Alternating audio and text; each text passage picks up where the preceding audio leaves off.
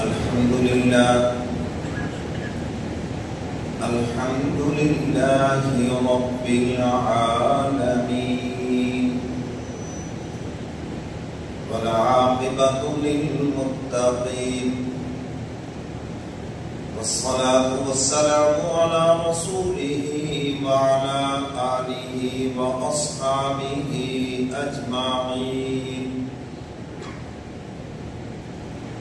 أما بعد فأعوذ بالله من الشيطان الرجيم. بسم الله الرحمن الرحيم.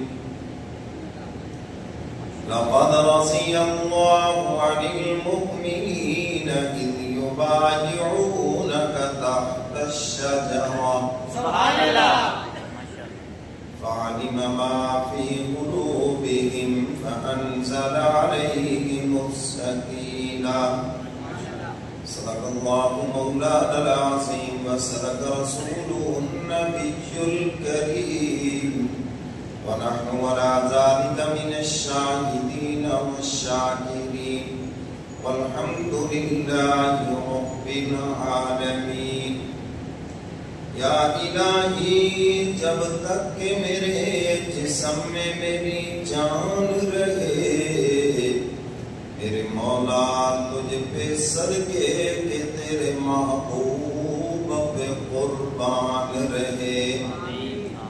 میں رہوں یا نہ رہوں مگر یہ دعا ہے دل کی کہ دین احمد رہے اور عزت قرآن رہے.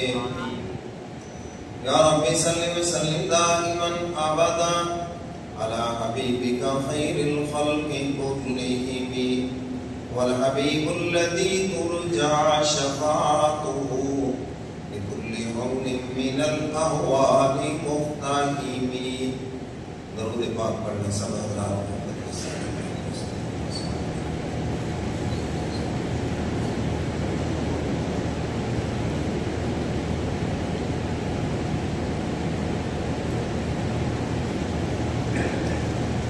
واجب الاحترام معزز سامعین، یہ ذی الحجہ کا مہینہ ہے اور اس مہینے کی 18 تاریخ کو مظلوم مدینہ داماد رسول سیدنا عثمان غنی رضی اللہ تعالیٰ عنہ کا یوم شہادت ہے. اسی مناسبت سے آج ان کے کچھ فضائل اور مناقب کا تذکرہ کروں گا. سیدنا عثمان غنی رضی اللہ تعالیٰ عنہ، ان کا سلسلہ نسب جو ہے یہ 6 نمبر پر حضور علیہ السلام سے جا کے مل جاتا ہے، اور یہ ابتدا میں مسلمان ہو گئے تھے، اور اس وقت مسلمان ہونا اپنے آپ کو تکلیفوں میں مبتلا کرنا تھا. اس لیے ان حضرات صحابہ کرام کی فضیلت اور ان کی شان اور ان کا مقام زیادہ ہے جو شروع میں مسلمان ہوئے اور انہوں نے بڑی تکالیف برداشت کی. سیدنا عثمان غنی رضی اللہ تعالیٰ عنہ مکہ کے معروف تاجروں میں نام ہے اور شروع سے ہی مالدار ہیں. اسلام قبول کرنے سے پہلے بھی جاہلیت کی رسمیں، بت پرستی، شراب نوشی، ان چیزوں سے بہت دور تھے. آج ہم جس کو ترقی کا دور سمجھ رہے ہیں، حقیقت میں یہ وہی پرانی چیزیں ہیں.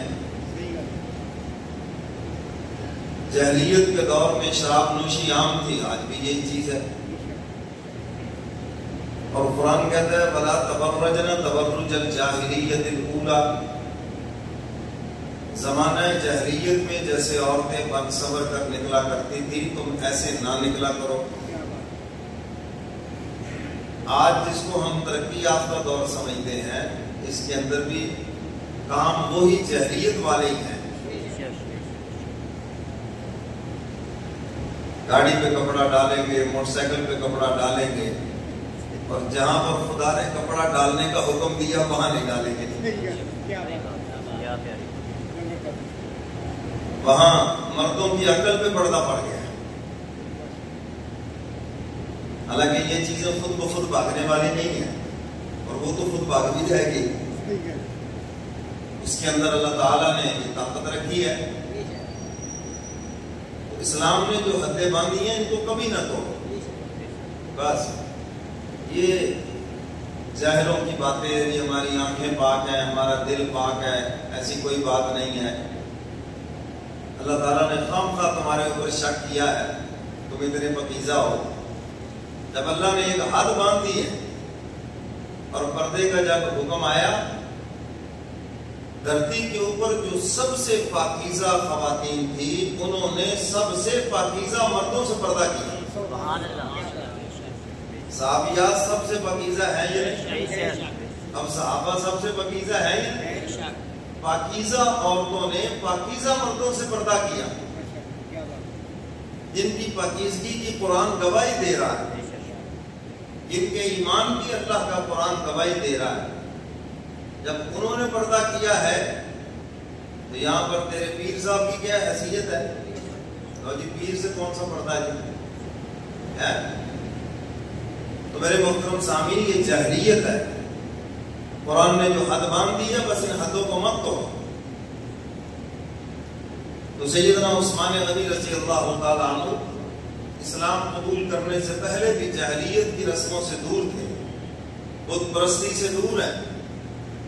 شراب نوشی عام تھی، اور جو شراب نوشی نہیں کرتا تھا لوگ اس کو کنجوس سمجھتے تھے، بخیل سمجھتے تھے. اچھا آج کے دور میں بھی جو فضولیات نہ کرے لوگ کہتے ہیں یہ بڑا بخیل آدمی ہے. حالانکہ یہ بخیل تھوڑی ہے.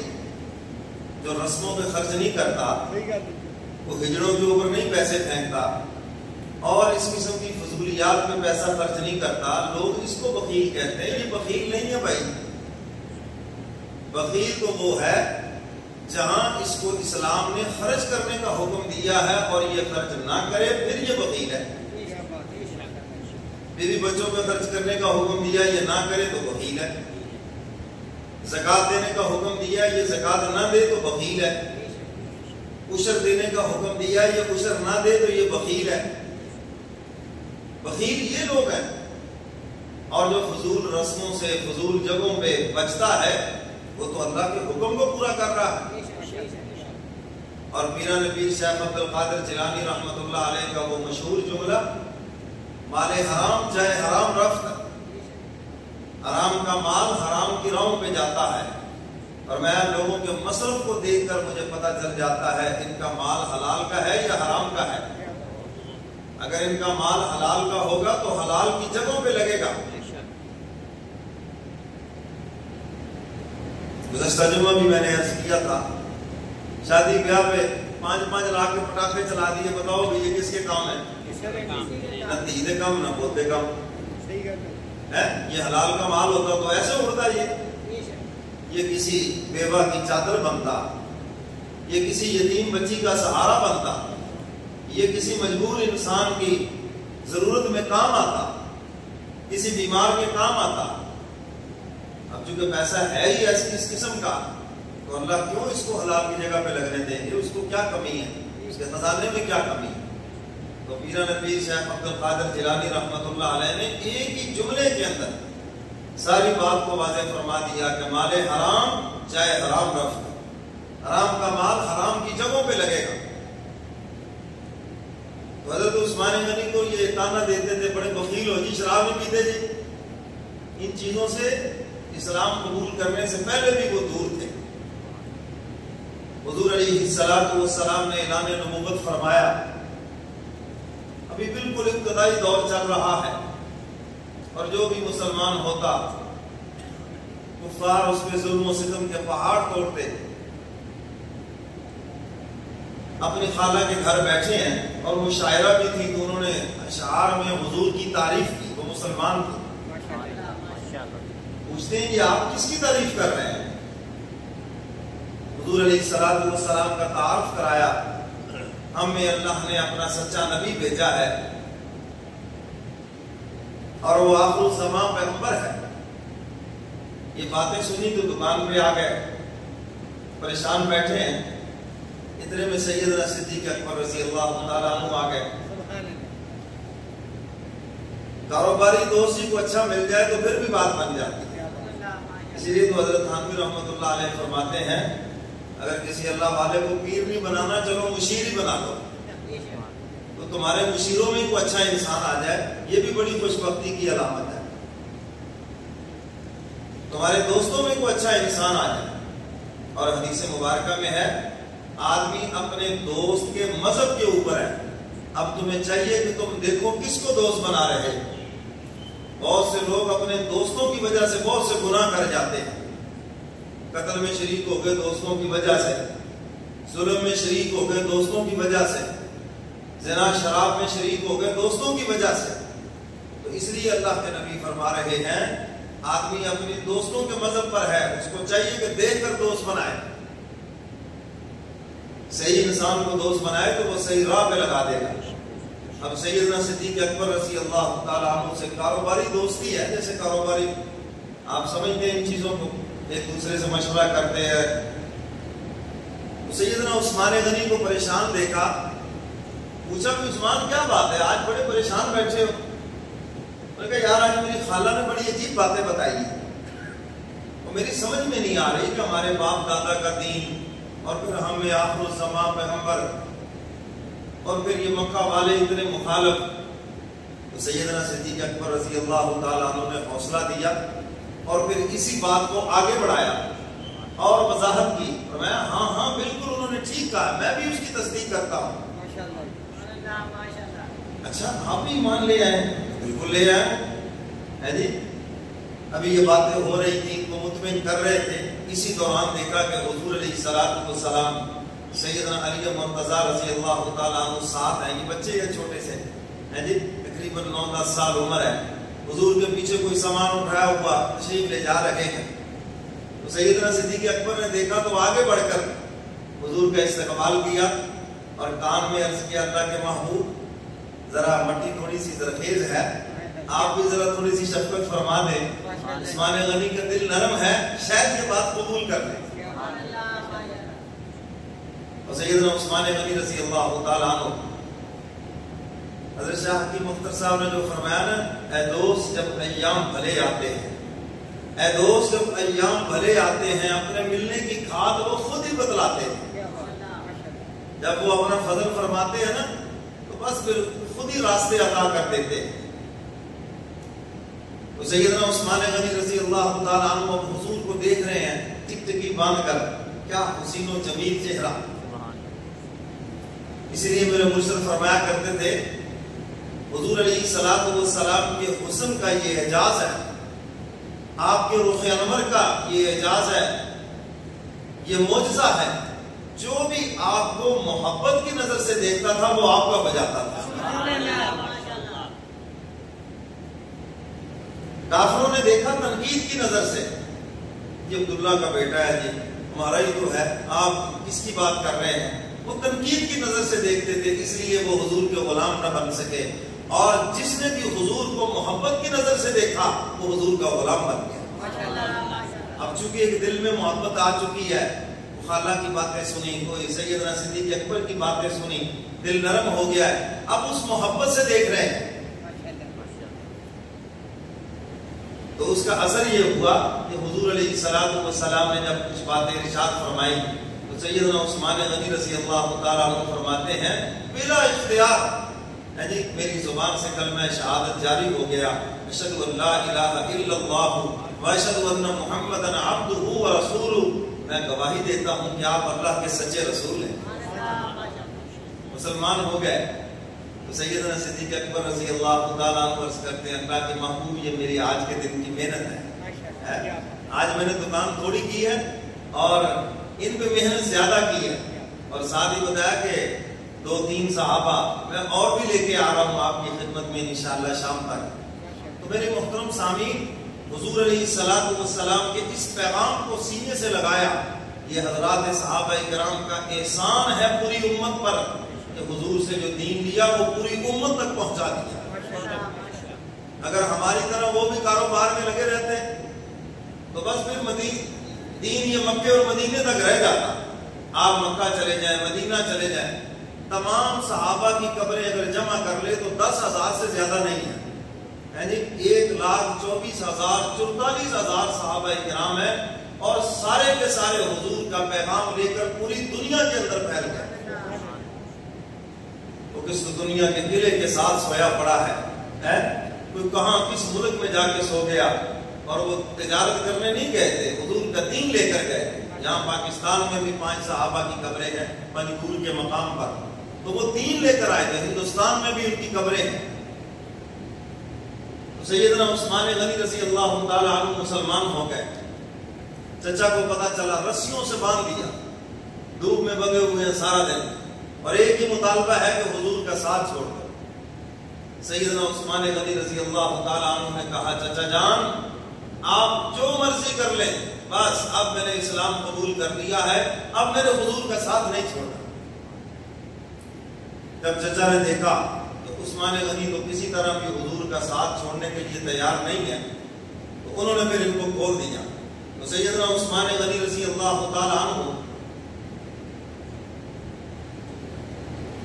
حضور علیہ الصلوۃ والسلام کے جو اوصاف ہیں ان میں ایک خاص وصف ہے سخاوت، جس کا عنوان سیدنا عثمان غنی بنے. حضور کی صداقت کا عنوان سیدنا صدیق اکبر بنے، حضور کی عدالت کا عنوان سیدنا فاروق اعظم بنے ہیں، حضور کی سخاوت کا عنوان سیدنا عثمان غنی بنے ہیں، اور حضور علیہ الصلوۃ والسلام کی شجاعت بہادری کا عنوان سیدنا علی مرتضیٰ بنے. خاص وصف ہے. اب تعالیٰ فرماتے ہیں سب سے بڑا سخی میں ہوں، اور فرمایا کہ پھر میرا محبوب سخی ہے.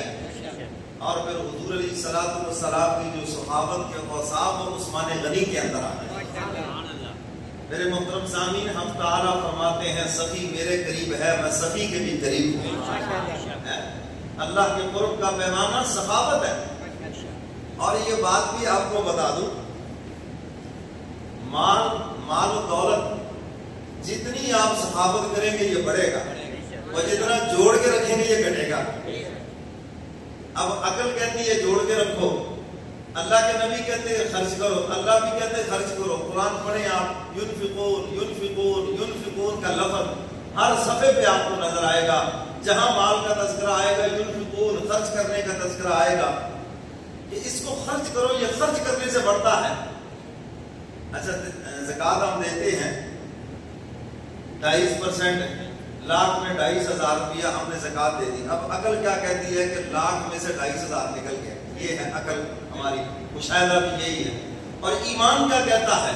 فرمایا کہ یہ 2,500 نکل نہیں گیا، بلکہ اس کے بدلے 10 گنا آ گیا ہے. میرے محترم سامعین، قرآن شروع ہوتا ہے یؤمنون بالغیب، ہم غیب پر ایمان لائے ہیں. اور یہاں پر جب ہم آتے ہیں تو کافروں کی طرف چلے جاتے ہیں کہ نظر نہیں آتا، بظاہر تو کم ہو رہا ہے. اچھا ایک اور حدیث مبارکہ سناتا ہوں. اللہ کے محبوب فرماتے ہیں جب تم تول کر دو تو ذرا تھوڑا سا جھکتا دو، اس میں تمہارے لیے برکت ہے. جب تول کر دو تھوڑا سا زیادہ دو. چلو اور آسان کرتا ہوں الفاظ. جب آپ تول کر دیں، پیمائش کر کے دیں، کسی طرح بھی کوئی چیز آپ دیتے ہیں، تاجر ہیں، تو اللہ کے نبی فرماتے ہیں تھوڑا سا زیادہ دو، تمہارے مال میں برکت ہے. اچھا اللہ کے نبی کا فرمان یہ ہے، اور میری اور آپ کی آنکھیں کیا دیکھ رہی ہیں کہ یہاں تو تھوڑا سا کم ہو رہا ہے. کیوں جی؟ ہمارا مشاہدہ تو یہ ہے نا کہ آپ اگر 1 کلو میں سے کسی کو پاؤ دے رہے ہیں اور تھوڑا سا زیادہ دے رہے ہیں تو بظاہر پیچھے 3 پاؤ سے کچھ کم رہ رہا ہے. یہ میرا اور آپ کا مشاہدہ ہے، میری اور آپ کی عقل ہے، اور ادھر اللہ کے نبی کا فرمان ہے. یہی تو بیچ میں ایمان ہے.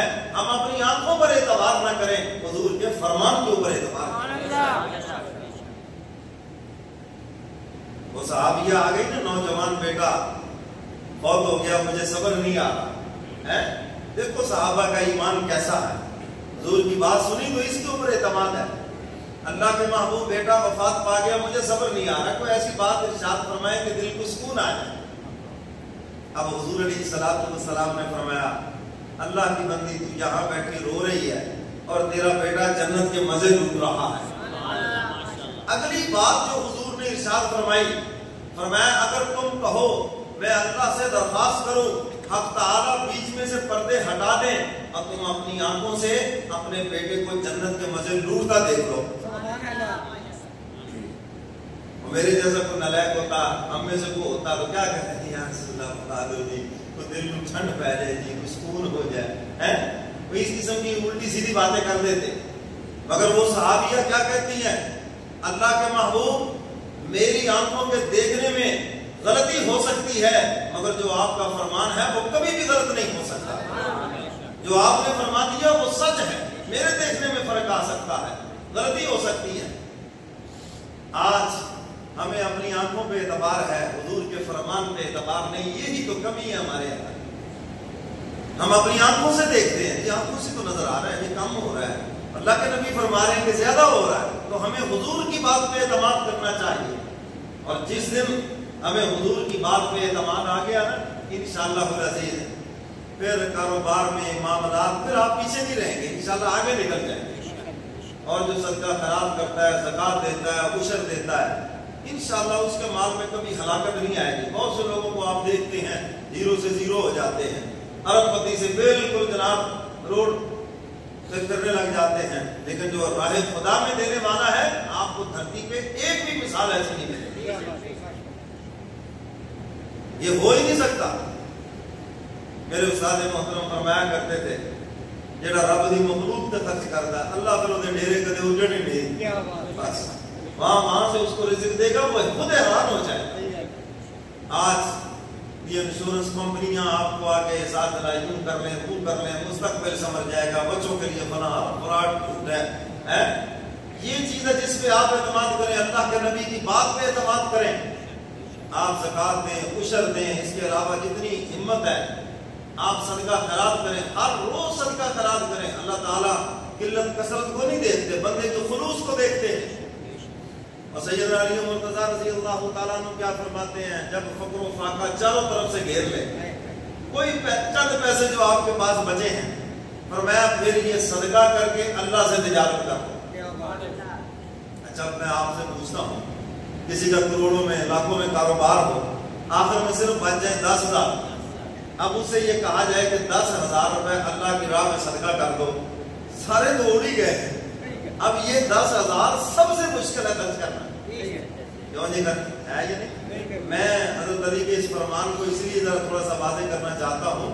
ہمارے ہاں بھی جب تھوڑی سی تنگ دستی ہوتی ہے نا، شیطان یہی دل میں ڈالتا ہے ان کی صدقہ کرنا کو آ تو بیٹھ گئے، کوئی 4 پیسے آ تو جائے، کوئی کاروبار تھوڑا سا چل تو جائے، یعنی کوئی 4 پیسے آ جائیں پھر کر لیں گے صدقہ۔ یہی تو موقع ہے اصل صدقہ کرنے کا، اس نیت سے کرو اللہ خوشحالی عطا فرمائے۔ آپ صدقہ کریں اور پھر دیکھنا کہ اللہ کیسے خوشحالی عطا کرتے ہیں۔ دکان پہ بیٹھے ہیں، صبح سے گاہک نہیں آئے، تو آپ اگر اس نیت سے بیٹھے ہیں پہلے اللہ مجھے دے گا نا تو میں پھر صدقہ کرنا ہے، تو پھر ہو سکتا 3 دن ہی لگ جائیں۔ اور اگر آپ اسی وقت صدقہ کرتے ہیں کہ اللہ میرے اوپر خوشحالی عطا کر دے، چند لمحوں کے بعد دیکھ لینا تو پھر اللہ کیسے لوگوں کو آپ کی دکان پہ بھیجتے ہیں، کر لینا۔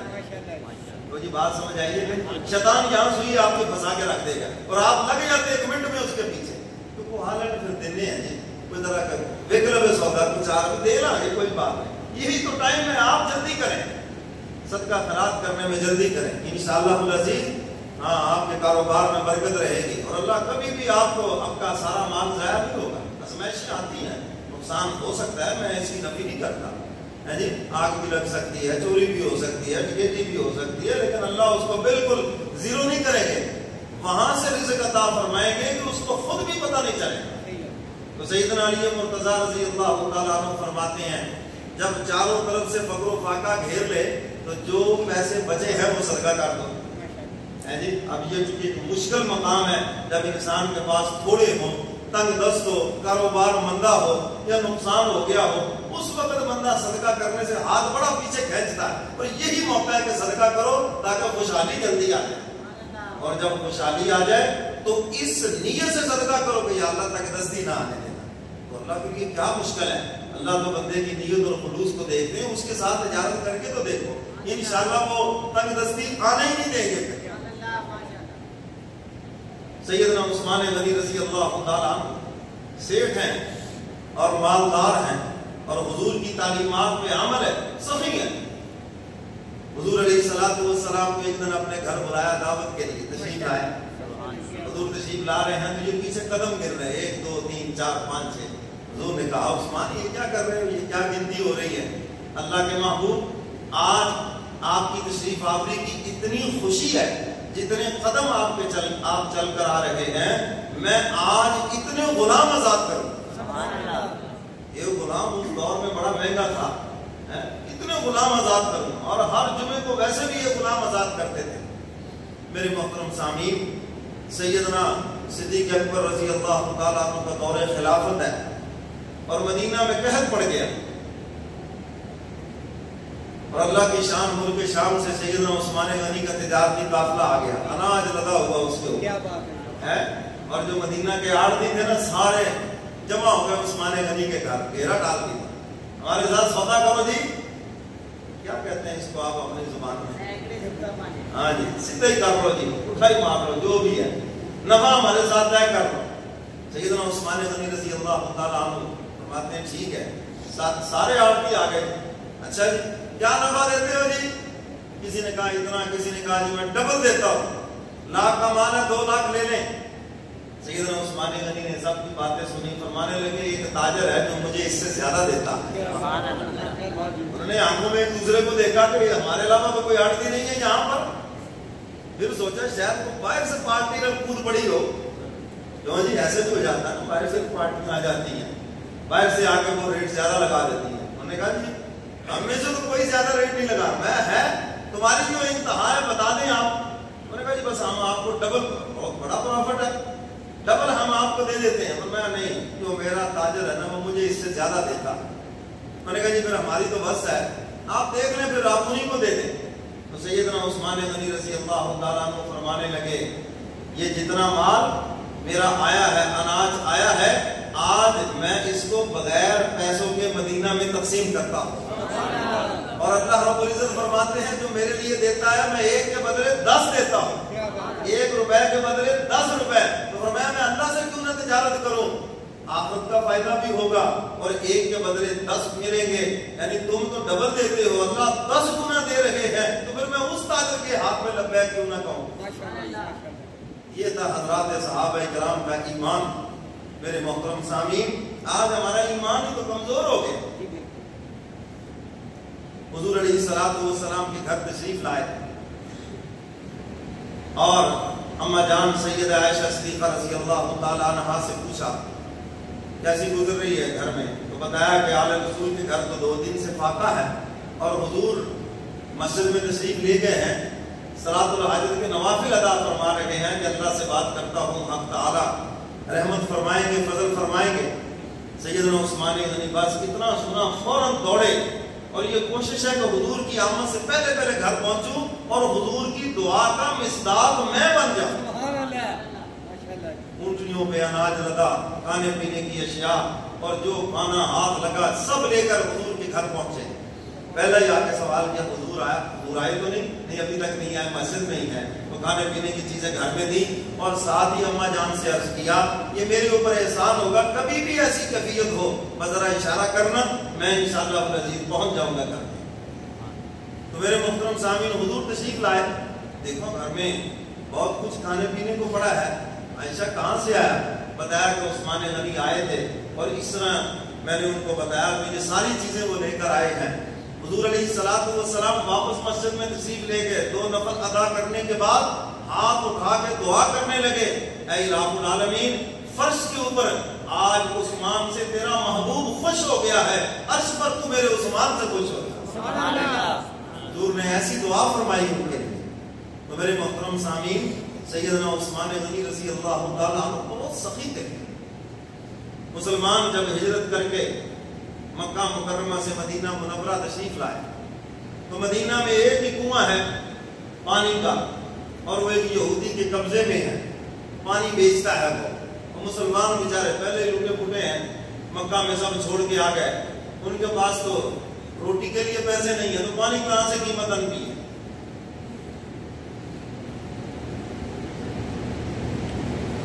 صحابہ کرام نے حضور علیہ الصلوۃ والسلام سے آ کے عرض کیا کہ اللہ کے محبوب یہ پریشانی ہے، تو ہم تو کھانا قیمت نہیں لے سکتے، تو پانی کہاں سے خریدیں؟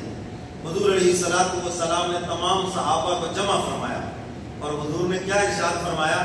فرمایا میرے صحابہ، آج کون ہے جو میرے ساتھ نقد حوض کوثر کا سودا کرے؟ سبحان اللہ۔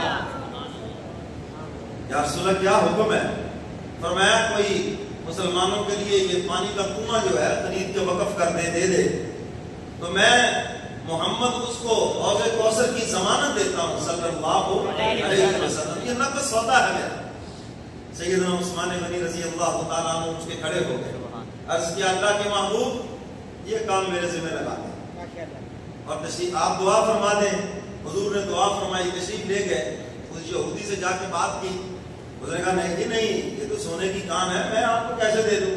پہلے تو چھوٹا سا مدینہ تھا، اتنے مسلمان آ گئے، ابھی تو میرا صحیح کاروبار چلا ہے، میں تمہیں کیسے یہ بیچ دوں؟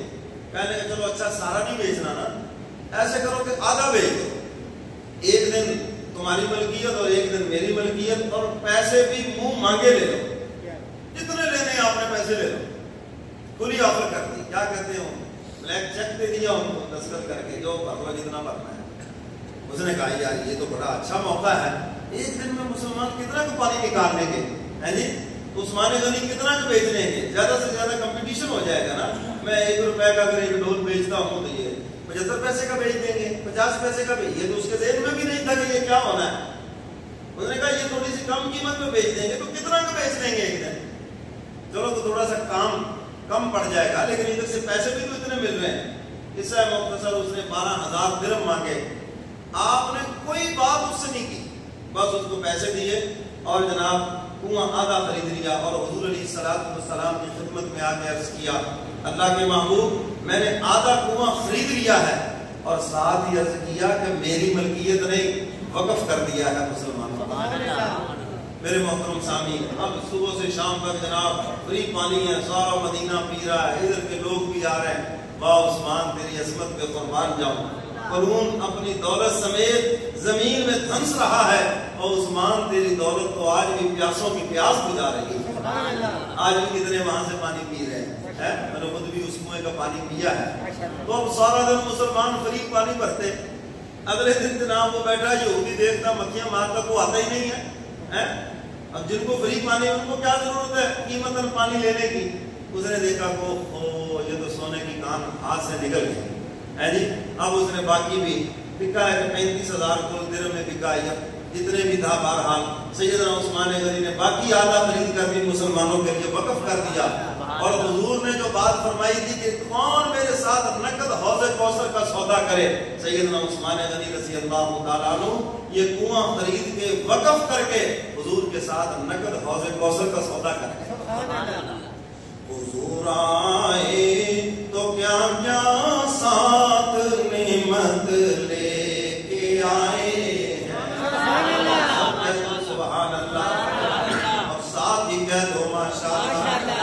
حضور آئے تو کیا کیا ساتھ نعمت لے کے آئے ہیں، اخوت علم و حکمت آدمیت لے کے آئے ہیں، بھائی چارہ لے کر آئے ہیں، انسانیت لے کر آئے ہیں، ایک دوسرے کے دکھ بانٹنا لے کر آئے ہیں، اخوت علم و حکمت آدمیت لے کے آئے ہیں۔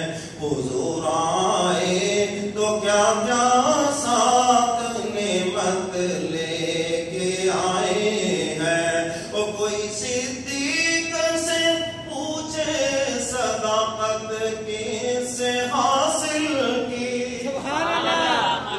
کوئی سیدنا صدیق اکبر رضی اللہ تعالیٰ عنہ سے کہ تم صداقت کے عنوان بنے ہو، حضور کی سچائی کے عنوان بنے ہو، ذرا بتاؤ تو صحیح یہ کہاں سے، یہ نعمت کہاں سے لے کر آئے ہو، یہ تربیت کہاں سے ہوئی ہے۔ وہ کوئی صدیق سے پوچھے صداقت کس سے حاصل کی، عمر ان کے شاہد ہیں وہ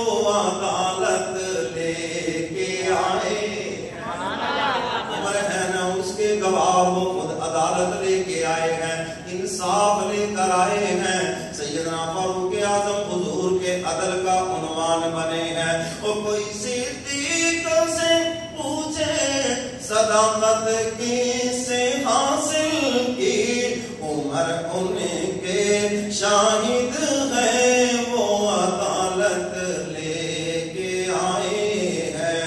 حضور آئے تو کیا کیا ساتھ نعمت لے کے آئے ہیں. اخوت علم و حکمت آدمیت لے کے آئے ہیں.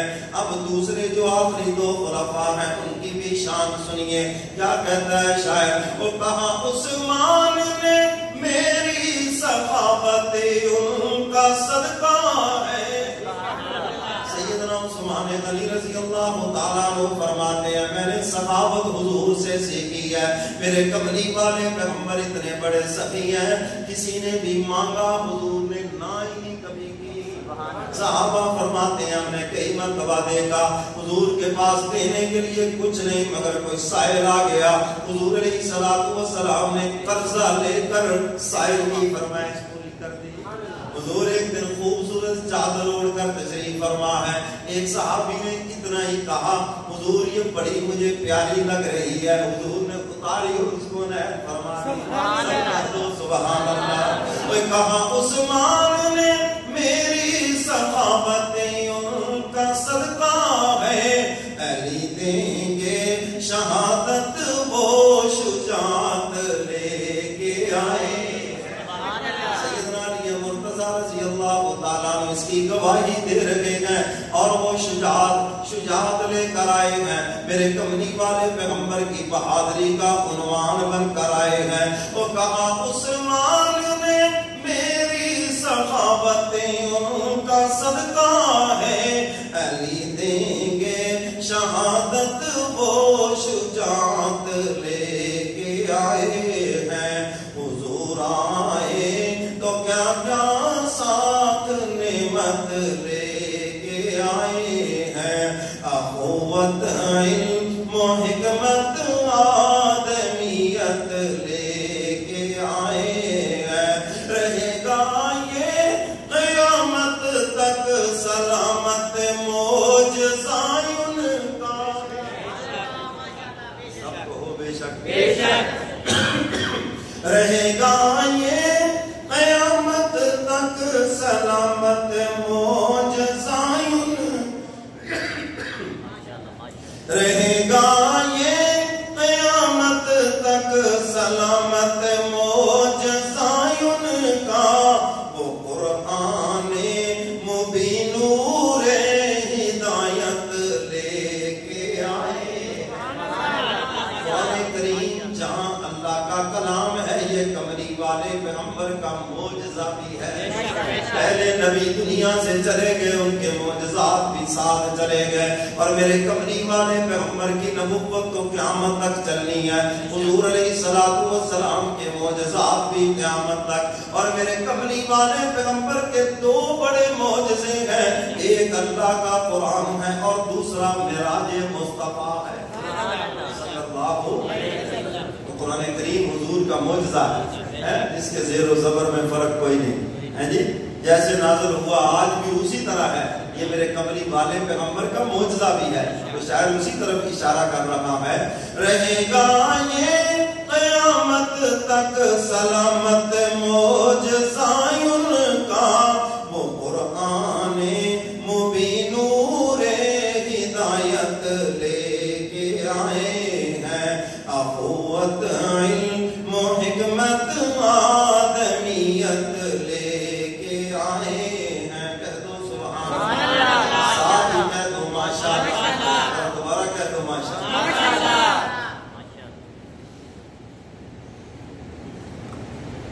حضور آئے تو کیا کیا ساتھ نعمت لے کے آئے ہیں.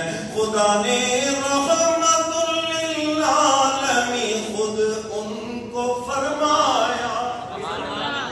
خدا نے رحمت للعالمین خود ان کو فرمایا. قسم اللہ کی رحمت لے کے آئے الا رحمۃ للعالمین، میرے محبوب ہم نے آپ کو تمام جہانوں کے لیے رحمت بنا کر بھیجا ہے۔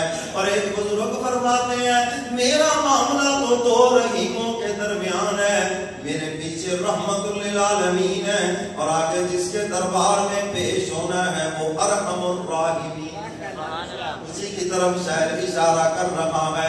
خدا نے رحمت للعالمین خود ان کو فرمایا، قسم اللہ کی رحمت رحمت لے کے آئے ہیں، حضور آئے تو کیا کیا ساتھ نعمت لے کے آئے ہیں، اخوت علم و حکمت آدمیت لے کے آئے ہیں، امی بن کر امانت اہل دنیا تک وہ پہنچا دی۔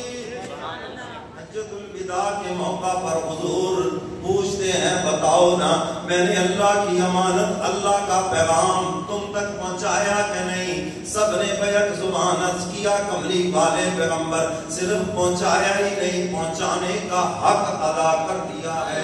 حضور فرماتے ہیں اب اس پیغام کو لے کر تم پوری دنیا میں پھیل جاؤ۔ پھر جس کی سواری کا جس طرف منہ تھا وہ اسی طرف چل پڑا اور کملی والے پیغمبر کے پیغام کو پوری دنیا کے اندر پھیلا دیا۔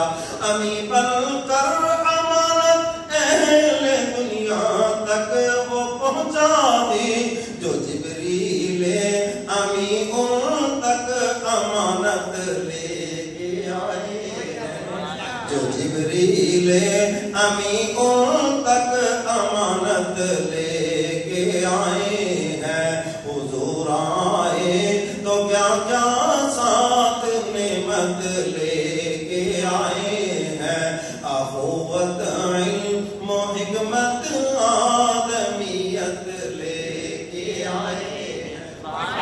یہ حضرات صحابہ کرام ہے نا جن کو دیکھ کر دنیا حیران ہوتی تھی جب یہ اتنے سچے ہیں ان کا نبی کتنا سچا ہے، اور یہ ایسے حضور کے غلام ہیں بتانا نہیں پڑتا تھا، دیکھ کے لوگ پہچانتے تھے یہ کملی والے پیغمبر کے غلام ہیں، جنگل کے درندے تک پہچانتے تھے۔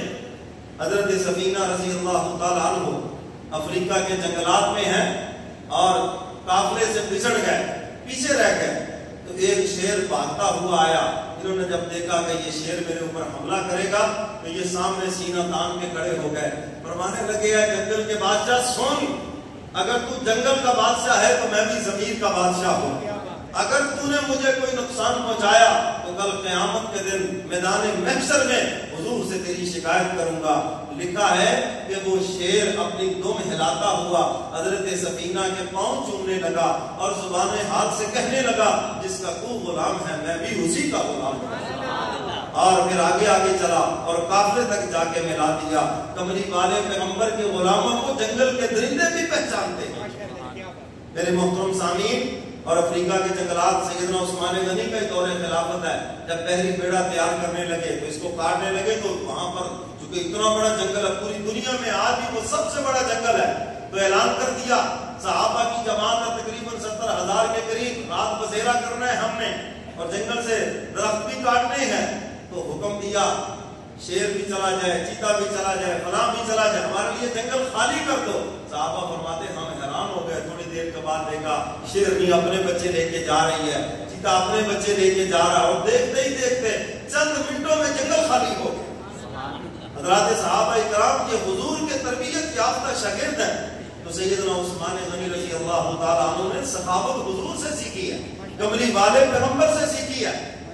غزوہ تبوک کے موقع پر حضور علیہ السلام نے جب اعلان فرمایا، سیدنا عثمان غنی رضی اللہ تعالیٰ عنہ نے 100 اونٹ سامان کے لدے ہوئے حضور کی خدمت میں پیش کر دیا، اتنا بڑا مال و دولت حضور کی خدمت میں پیش کر دیا۔ اور سیدنا علی مرتضیٰ سب کے حضرت رضی اللہ تعالیٰ عنہ، ان کی شادی کا بھی بڑا ایمان افروز واقعہ ہے، صحابہ کی آپس میں کیسی محبتیں تھیں، اہل بیت سے کیسی محبتیں تھیں، آپس میں صحابہ کا کیسا پیار تھا۔ تمہیں منافق کہے گا کہ ان کے درمیان دشمنیاں تھیں، لیکن قرآن کہتا ہے رحماء بینہم، وہ بڑے رحم دل تھے، آپس میں بڑے نرم دل تھے، اس لیے ان منافقوں کی نہ ماننا، قرآن کی ماننا۔ قرآن کہتا ہے وہ آپس میں پیار کرنے والے۔ سیدنا علی مرتضیٰ رضی اللہ تعالیٰ عنہ کی شادی طے ہو گئی، سیدہ فاطمہ الزہرا خاتون جنت سے۔ اور یہ بھی آج آپ کو بڑا عجیب سا لگے گا، شادی کے جو اخراجات ہیں یہ سارے کے سارے لڑکے کے ذمے ہیں، لڑکی والوں کے ذمے ہی نہیں۔ یہ کس کے ذمے ہے؟ لڑکے کے ذمے، لڑکی والوں کے ذمے ہے ہی نہیں۔ یعنی یہ ہندوانہ رسم و رواج ہے، چونکہ ہمارے آباء و اجداد وہاں سے اٹھ کے آئے نا، یہ رسم و رواج چھوڑے ہی نہیں۔ یہ جو جہیز بنانا، یہ والد کا جناب کھانا دینا، یہ بالکل اسلام میں نہیں ہے، یہ سارے کے سارے بچے کے اخراجات ہیں۔ سیدنا علی مرتضیٰ کی جب میں وہ واقعہ کیونکہ لمبا ہے وہ بات نہیں کرتا، حضور علیہ السلام نے فرمایا علی شادی کے اخراجات کے لیے کوئی چیز ہے تمہارے پاس؟ یہاں پر اصل میں پیغام ہے کہ بچی کا جب رشتہ طے کرو، اللہ کے نبی فرماتے ہیں سب سے پہلے دینداری دیکھو۔ کیا دیکھو بھائی؟ دینداری۔ فرمایا کہ 4 چیزوں کی وجہ سے رشتہ ہوتا ہے، دین کی وجہ سے، حسب نسب کی وجہ سے، حسن کی وجہ سے، مال و دولت کی وجہ سے۔ فرمایا باقی چیزیں پیچھے چھوڑ دو، دینداری کو آگے رکھو۔ اور حضور علیہ السلام نے حضرت علی مرتضیٰ سے اپنی بیٹی کا رشتہ کیا تو دینداری کو مقدم رکھا۔ رہی بات مال و دولت کی، آپ پر تو زکات ہی فرض نہیں تھی، اور پھر 3 دن تک رخصتی اس لیے نہ ہو سکی کہ کوئی مکان ہی نہیں تھا خالی۔ ایک صحابی کا مکان تھا، وہ مدینے سے باہر تشریف لے گئے تھے، 3 دن کے بعد آئے، مکان ملا تو پھر رخصتی ہوئی۔ تو اللہ کے نبی عمل کے ذریعے ہمیں بتا رہے ہیں، حکم کے ذریعے بھی بتایا کہ دینداری کو ترجیح دو، کیونکہ دینداری عمر کے ساتھ ساتھ بڑھتی ہے، جتنی دینداری بڑھے گی محبت آپس میں بڑھے گی، اور باقی چیزیں تو کم ہونی، غسل میں بھی کم ہونا ہے، اور خاندان میں کوئی الزام لگ گیا وہ بھی ختم۔ فرمایا یہ ساری چیزیں عارضی ہیں، اصل چیز دینداری ہے۔ ہاں بھی شادی کے لیے کوئی چیز ہے؟ یا رسول اللہ میرے پاس 2 ہی چیزیں ہیں، ایک زرہ ہے ایک گھوڑا ہے، بس جہاد کے لیے ایک گھوڑا ہے اور زرہ اوپر میں لیتا ہوں۔ فرمایا اچھا ایسے کرو زرہ بیچ لو گھوڑا رہنے دو۔ سیدنا علی مرتضیٰ رضی اللہ تعالیٰ عنہ میری طرف دیکھو، زرہ ہاتھ میں لی اور مدینے کے بازار میں بیچنے نکل گئے، اور اللہ کی شان باہر نکلے تو آگے سے مدینے کا سیٹ مل گیا۔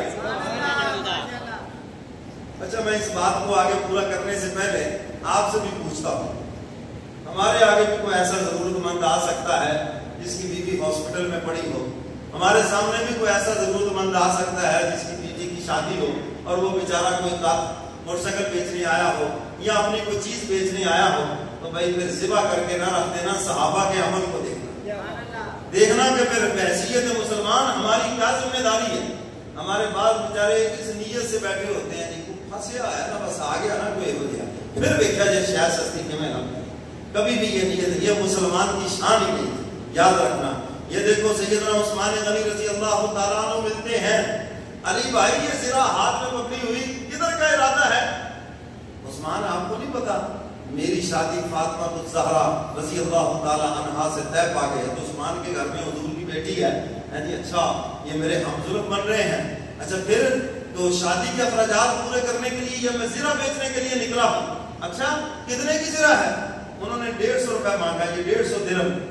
اب عثمان غنی رضی اللہ تعالیٰ چونکہ ان کی 2 شادیاں، دوسری شادی ہو چکی ہے، پہلی حضور کی بیٹی کا انتقال ہو گیا، پھر دوسری بیٹی کے ساتھ شادی ہوئی، اور حضور نے فرمایا عثمان اگر میری 40 بیٹیاں ہوتی، ایک کا انتقال ہوتا، یہ کے بعد دیگرے میں 40 کے 40 تیرے نکاح میں دیتا۔ اب سیدنا عثمان غنی کو پتا ہے کہ شادی کے اخراجات، ولیمے کے اخراجات کتنے ہیں، تو انہوں نے کہا 150 سے پورے نہیں ہوں گے۔ تو علی بھائی آپ یہ زرہ بڑی سستی بیچ رہے ہیں، آپ کو پتہ نہیں خیبر کے موقع پر مال غنیمت میں آپ کے حصے میں یہ زرہ آئی تھی، یہ بڑی قیمتی زرہ ہے۔ اچھا مجھے تو پتہ نہیں پھر کتنی کی قیمتی ہے، تم بتاؤ۔ انہوں نے کہا نہیں پیسے بڑھا لو اس کے۔ اب وہ حضرت علی نے کچھ 50 اور بڑھا دیے، کہ شاید اتنی کو ہوگی۔ یہ آپ نے عجیب تجارت نہیں دیکھی کہ آپ چیز لینے جاتے ہیں کہ تھوڑی سی محبت کرو جی، تھوڑا سا کٹ کرو جی، تھوڑے سے چھوڑا کٹ کر لو جی، ذرا سارا خرچہ ہے نہیں پاتا، یوں کرو، ہم تو یہ کہتے ہیں یہ عجیب تجارت ہے، یار تھوڑا سا بڑھا لو یار، اور بڑھا لو۔ آپ کی نظر اس کے اوپر ہے، کوئی کو پتا ہے کہ سیدنا علی مرتضیٰ کو نہ تو صدقہ لگتا ہے اور نہ ہی جناب یہ کوئی اس قسم کی امداد قبول کریں گے، تو اس لیے یہ اچھا موقع ہے کہ اسی ذریعے سے پورا تعاون کر دو۔ سمجھ آئیے ایک بات کہ نہیں؟ کرتے کرتے 480 درہم میں سودا ہوگا۔ 480 درہم ہے, اور درہم آج بھی آپ دیکھ لیں کتنا مہنگا ہے. تو 480 درہم ان کو دے دیے, زرہ ان سے لے لی. سیدنا علی مرتضیٰ چل پڑے, سیدنا عثمان بھی چل پڑے, 5 قدم چلے تو پیچھے سے آواز دی, علی بھائی بات سنو, ایک بات سنو. میں نے کہا شاید کیا بات ہو گئی؟ فرمایا یار شادی کے موقع پر یار یاروں کو تحفے دیا کرتے ہیں, دوست دوستوں کو تحفے دیا کرتے ہیں. چلیے یہ آپ کا شادی کا جو موقع ہے نا, یہ صرف میری طرف سے عثمان کا گفٹ قبول کر لیں. اچھا میں اس پر بھی آپ کو یہ بات عرض کرنا چاہتا ہوں, ہمارے ہاں یہ جو شادی کے موقع پہ گفٹ دیے جاتے ہیں, یہ گفٹ ہے ہی نہیں. یہ کیا ہے؟ قرضے ہیں. یہ کیا ہے؟ سود ہے جی. اور جناب پیسے دکھائے جاتے ہیں. میں نے تو کئی جگہ پہ لڑائی ہوتی دیکھی, یہ تو بازو پکڑ لیا, ہاں جی بھائی یہ 500 روپیہ تو آج سے 20 سال پہلے میں نے دیا تھا, اور آپ آج 500 دے رہے ہیں. سونے کا حساب تو لگاؤ, ڈالر کو دیکھو کہاں چلا گیا ہے. اب تم جو 500 سے اوپر مانگ رہے ہو, یہ بتاؤ یہ سود نہیں ہے تو اور کیا ہے؟ اسی لیے یہ نیوتا دینا بھی حرام ہے, لینا بھی حرام ہے. سمجھ گئے بات کو نہیں؟ ہاں دینا ہے تو گفٹ دو, دینا ہے تو تعامل کرو اپنے رشتہ داروں کے ساتھ, اور کرنا بھی چاہیے. بہن بھائی ہے, خوشی کا موقع ہے, جا کر نقد کے ساتھ تعامل کریں تاکہ ان کی ضرورت کے کام ہے. کوئی کلاک اٹھا کے پھرتا ہے, کوئی مٹھائی کا ڈبہ لے کے پھرتا ہے جی. اب گھر والوں کو کوئی شکر ہوئی ہے, میاں بیوی کو اوپر سے 100 ڈبے مٹھائی کے آگے کیا کریں گے وہ بیچارے, نہ یہ بکے گی کہیں جا کر. تو اس لیے انہیں 100 ڈبوں کے اگر پیسے ان کے پاس آ جائیں تو ان کی ضرورت میں کام آ جائیں. تو اس لیے سب سے بہترین گفٹ بہن بھائی رشتے دار چاچے مامے جو بھی ہیں, نقد پیسوں کی شکل میں دے دیں. بھائی ہماری طرف سے کپڑے لے لو, جو مرضی کرو, جو آپ کی سمجھ میں آئے. میں کہتا ہوں آپ کا وہ 100 روپے بھی ان کے کام آئے گا. لیکن ہمارے یہاں ہوتا ہے کہ پوری ڈیٹیل لکھنی ہوتی. ماما جی آئے گی لے کے, ایک کلاک لے کے آئے گی, ایک مٹھائی کا ڈبہ لے کے آئے گی, ایک جناب وہ فلانی جو سب کو نظر آئے, ایسی چیز ہم ڈھونڈ کے لائیں گے. میرے محترم سامعین, یہ سب دکھلاوا ہے, یہ سب لینے دینے ہیں. اللہ کے ہاں اس کا کوئی اجر و ثواب نہیں ہے. اگر خدا کو خوش کرنا ہے تو پھر لکھانے کی کوئی ضرورت نہیں ہے. گفٹ کی نیت سے آپ ان کو دے دیں. گفٹ لینا بھی سنت ہے, گفٹ دینا بھی سنت ہے. سمجھ آئیے بات؟ بولو تو صحیح ہے, نہیں سمجھ آئیے میں دوبارہ شروع کرتا ہوں. تو میرے محترم سامعین, شادی کے موقع پہ گفٹ دیں, تحفہ دیں آپ, اور بہترین تحفہ نقدی کی شکل میں دیں. میں نے دیکھا بہت سے لوگوں کو شادی کا موقع آیا, رشتے دار کے پاس کہ ہاں جی یہ پوری جو آپ کی بارات آ رہی ہے, اس کا کھانا جو ہے یہ میری طرف سے گفٹ ہے. آپ کو مزہ تو آیا نا گفٹ دینے کا, ہے جی. آپ کے جناب بچی کا سارا جہیز یہ میری طرف سے گفٹ ہے, مزہ تو آیا نا گفٹ دینے کا. آپ کے دولت مندی کا, پیسہ ہونے کا مزہ تو آیا نا. ایسے مالدار اللہ فرماتے ہیں یہ جو ایسے سخی ہے نا, یہ میرے بھی قریب ہے, میری رحمت کے بھی قریب ہے, اور میں ان کے قریب ہوں. مزہ تو آئے نا کہ آپ ضرورت مندوں کا سہارا بنے. جا کر تم آپ کے خاندان میں, دوستوں میں, گلی محلے میں کوئی نوجوان بچہ ہے, ہنر جانتا ہے, پیسے نہیں ہے, تو آپ یہ پیسے دے کے ان کو دکان ڈلوا دیں جی. آپ اس کو کاروبار میں کھڑا کرتے ہیں, کسی ملازمت پہ کھڑا کرتے ہیں. آپ نے ایک بندے پہ احسان نہیں کیا, پورے خاندان پہ احسان کیا. تو میرے محترم سامعین, اب دیکھو صحابہ کرام کی آپس میں محبتیں. پتہ ہے علی مرتضیٰ کو ضرورت ہے تو ضرورت سے زیادہ دیا. تو مسئلہ یہی ہے, اگر کوئی ضرورت مند چیز بیچنے آ جائے, آپ یہی انصاف کر لیں کہ پورے ریٹ پہ لیں.